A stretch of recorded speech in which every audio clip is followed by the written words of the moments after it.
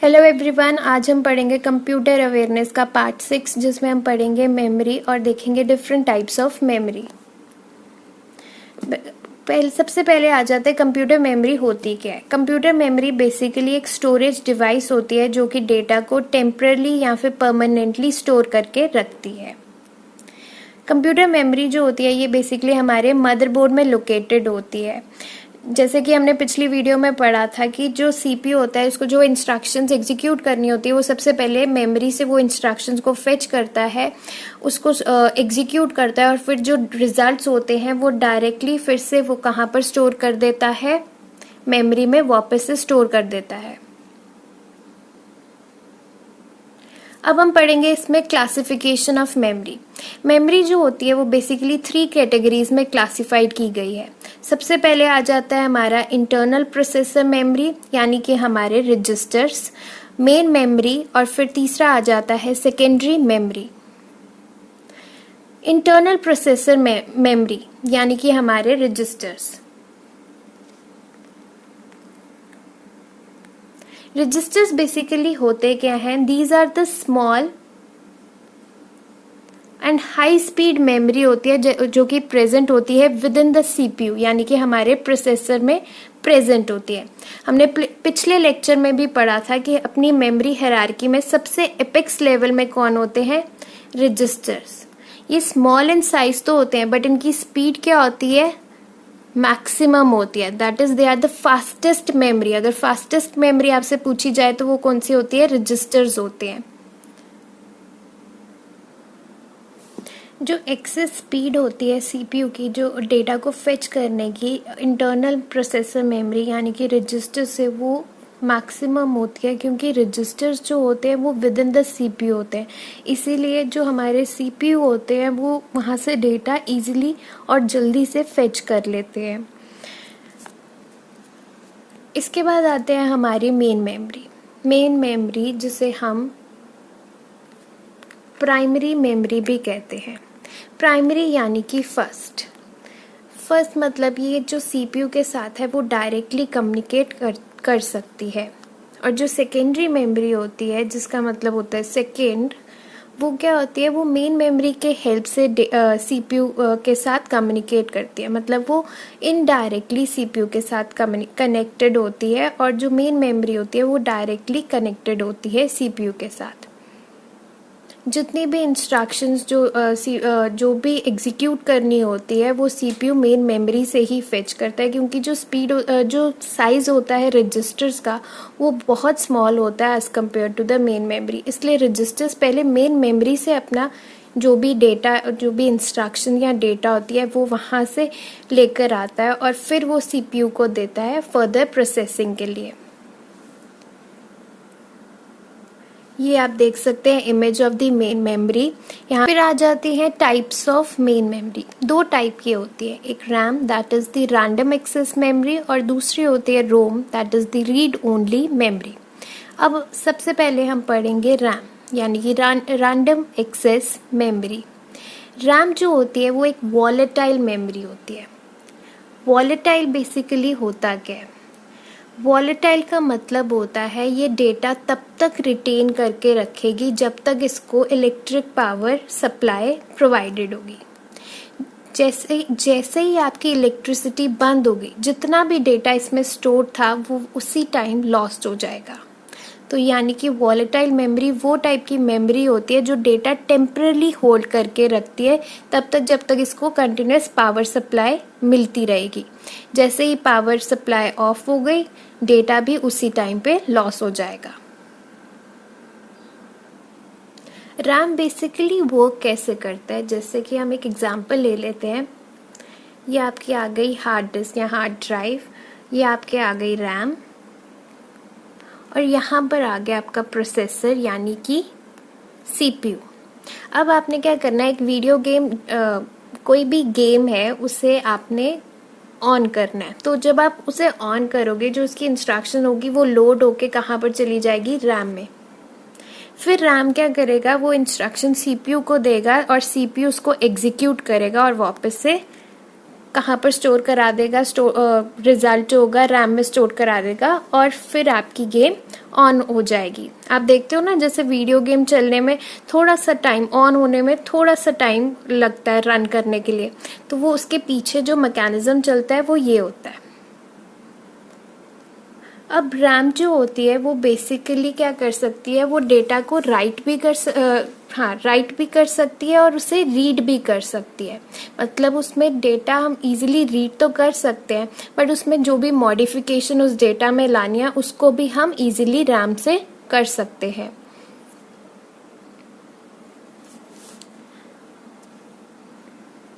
RAM जो होती है वो बेसिकली वो टाइप की इंस्ट्रक्शंस को स्टोर करती है, टेम्परली होल्ड करती है, जो कि सीपीयू को करंटली एग्जीक्यूट करनी होती है। रैम जो होती है वो फर्दर 2 कैटेगरीज में डिवाइडेड है, that is the dynamic RAM और एक दूसरी होती है static RAM.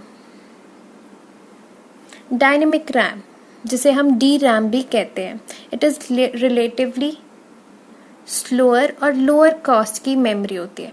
Basically D RAM होती क्या है? बेसिकली जो हमारी डी रैम होती है, इसमें डेटा जो होते हैं वो स्टोर्ड होते हैं with the help of the capacitors. Capacitors आपको पता ही है, जो हमारे फैंस में भी होता है। कैपेसिटर्स को क्या होता है, अगर कंटिन्यूस पावर सप्लाई मिलता जाएगा तो वो अपना वर्क करेगा, उसमें चार्ज आएगा और वो वर्क करेगा। वैसे ही डी रैम को क्या होता है, कांस्टेंट रिफ्रेशिंग रिक्वायर्ड होती है, क्योंकि इसमें डेटा स्टोर्ड होते हैं जो हमारे बिट्स होते हैं वो कैपेसिटर्स के ज़रिए स्टोर किए जाते हैं, और कैपेसिटर को कांस्टेंट रिफ्रेश चाहिए ताकि हमारा डेटा उसमें रिटेन रहेगा। अगर हमारा चार्ज फिनिश हो गया तो उसी टाइम हमारा डेटा भी लॉस हो जाएगा। इसीलिए इस टाइप की जो रैम को कांस्टेंट रिफ्रेशिंग चाहिए। मोरोवर इसमें कैपेसिटर्स यूज्ड होते हैं डेटा को स्टोर कराने के लिए, और ये इसकी जो स्पीड होती है वो स्लो होती है और ये चीप भी होते हैं as compare to S RAM. फिर आती है हमारी एस रैम, यानी कि हमारी स्टैटिक रैम। स्टैटिक रैम जो होती है वो फास्टर होती है as compare to the D RAM. Since ये ज़्यादा फास्टर होती है तो इसीलिए इसकी जो कॉस्ट होती है वो हायर होती है as compare to the D RAM. S RAM जो होती है वो ट्रांजिस्टर्स का यूज़ करती है या फिर फ्लिप फ्लॉप्स का यूज़ करती हैं डेटा को स्टोर कराने के लिए। हमने पढ़ा था डी रैम जो होते हैं वो कैपेसिटर्स का यूज़ करते हैं डेटा को स्टोर कराने के लिए, जबकि एस रैम जो होती है वो ट्रांजिस्टर्स का यूज़ करती हैं डेटा स्टोर कराने के लिए। एस रैम जो होती है इनको कोई भी एक्सटर्नल सर्किटरी रिक्वायर्ड नहीं होता। एस रैम जो होता है उसको कांस्टेंट रिफ्रेशिंग नहीं रिक्वायर्ड होती है डेटा को रिटेन करने के लिए, जैसे कि डी रैम में कांस्टेंट रिफ्रेश करना पड़ता था ताकि हमारा डेटा क्या हो सके, रिटेन हो सके, और अगर चार्ज खत्म हो जाता था तो डेटा लॉस हो जाता था। एस रैम में ऐसी कोई रिफ्रेशिंग की, कांस्टेंट रिफ्रेशिंग की रिक्वायरमेंट नहीं होती है। इसके बाद हमारे पास आ जाती है दूसरी टाइप की memory, that is the read only memory.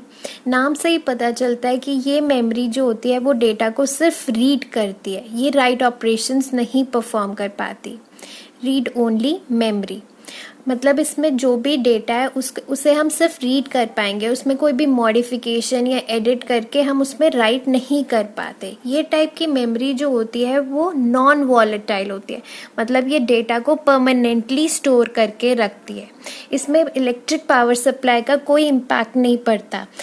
या आप डेटा इसको पावर सप्लाई दो या नहीं दो, इस पर इसका कोई असर नहीं पड़ेगा। तो this type of memory is known as the read only memory, मतलब it can retain the data even if no power is supplied to it. ये टाइप की मेमोरी जो होती है वो बेसिकली जो बूटस्ट्रैप प्रोग्राम होता है हमारा, जब हम कंप्यूटर ऑन करते हैं तो जितने भी पीछे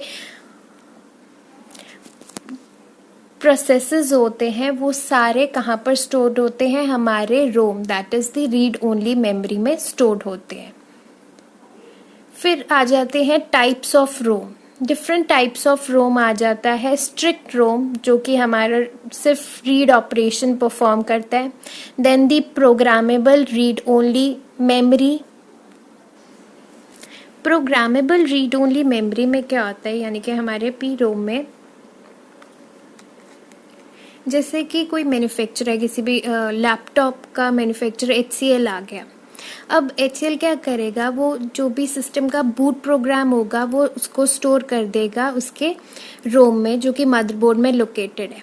अब एक बार उसने जो प्रोग्राम रोम में स्टोर करा दिया, उसमें अब वो कोई भी ऑल्टरेशंस नहीं आ सकती।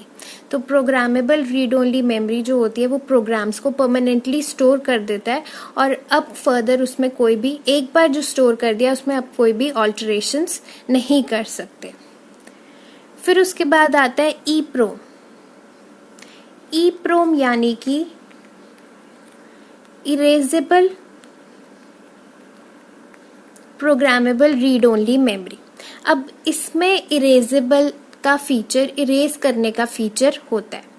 जो भी डेटा है उसमें कोई भी ऑल्टरेशंस कर सकते हैं, उसे इरेज कर सकते हैं विद द हेल्प ऑफ, ये करता है with the help of UV rays, ultraviolet rays के ज़रिए से जो भी डेटा है उसमें कोई भी ऑल्ट्रेशन या मॉडिफिकेशन या जो भी इरेज करना होगा कोई भी डेटा को, उसको EEPROM में कर सकते हैं with the help of UV rays से। फिर उसके बाद आता है EEPROM यानी कि electrically erasable programmable read only memory.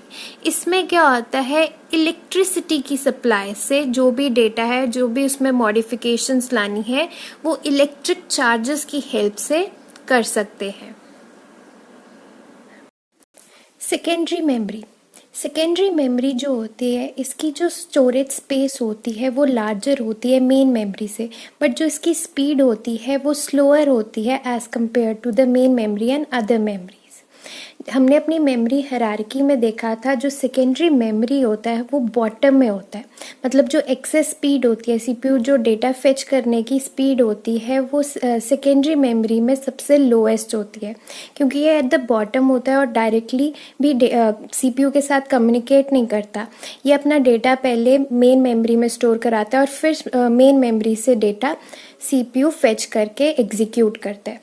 Secondary memory जो होती है ये भी नॉन वॉलेटाइल होती है, यानी कि ये भी डेटा को परमानेंटली स्टोर करके रखती है। एग्जाम्पल्स में आ जाती है हमारी hard disk, CD, floppy etcetera. फिर आती है हमारी कैश मेमोरी। कैश मेमोरी जैसे हमने पुरानी लेक्चर में पढ़ा था, बेसिकली वो टाइप का डेटा स्टोर करती है जो कि CPU फ्रिक्वेंटली यूज़ करता है। मतलब बार बार मेन मेमोरी से डेटा लाने में बहुत टाइम कंज्यूम हो जाता है, इसीलिए मेन मेमोरी क्या करता है, वो जो फ्रिक्वेंटली यूज डेटा होता है, जो बार बार यूज़ करता है CPU, वो स्टोर करा देता है कैश मेमोरी में। कैश मेमोरी जो होती है वो दो टाइप की होती है। एक लेवल 1 कैश। लेवल 1 कैश जो होती है वो CPU रेजिडेंट होती है, मतलब वो CPU के विद इन होती है, और ये भी हमारी इंटरनल मेमोरी में आती है। इंटरनल मेमोरी में हमारे रजिस्टर्स और लेवल 1 कैश आती है। इसका जो एक्सेस स्पीड होती है वो सबसे ज़्यादा फास्टर होता है रजिस्टर्स की तरह, क्योंकि ये भी विद इन द CPU आती है। फिर आती है लेवल 2 कैश जो कि मदरबोर्ड में लोकेटेड होती है। ये बेसिकली CPU और मेन मेमोरी के बीच में आती है, लेवल 2 कैश।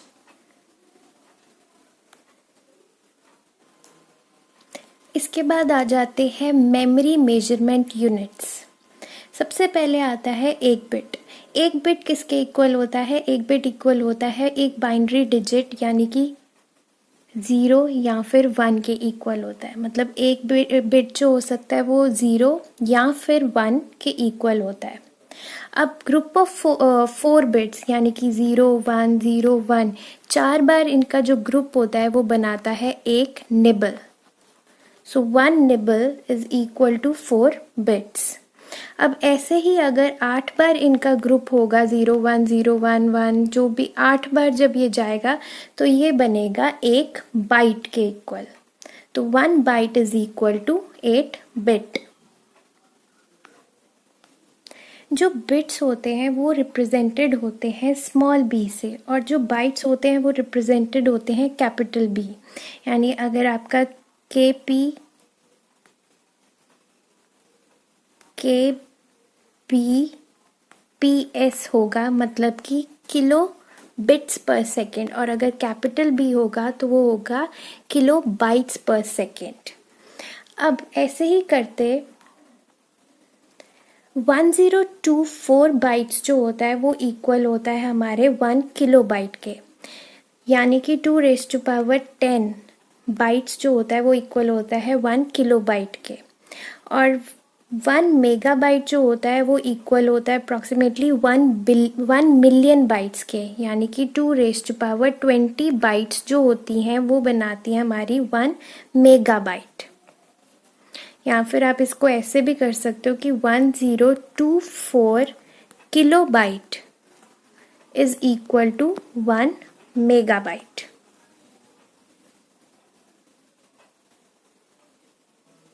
फिर आता है 1 गीगाबाइट, यानी कि 1 GB।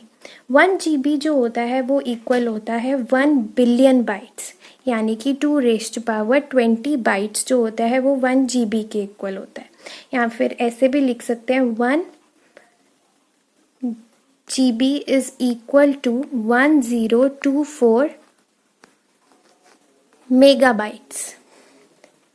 फिर आता है हमारा टेराबाइट्स। टेराबाइट्स जो होता है वो 1 ट्रिलियन बाइट्स के इक्वल होता है, यानी कि 2⁻40 is equal to 1 terabyte. 2⁻40 bytes is equal to 1 terabyte. या फिर 1 terabyte is equal to 1024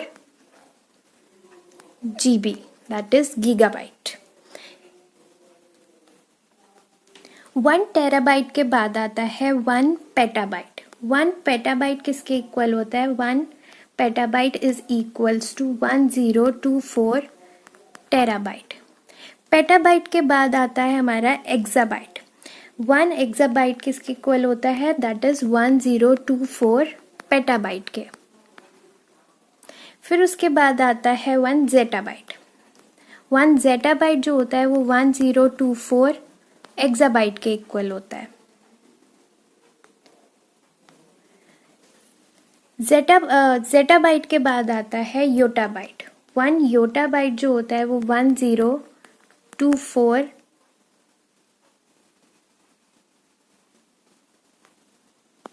1 yottabyte होता है बेसिकली 1024 ज़ेटाबाइट के इक्वल।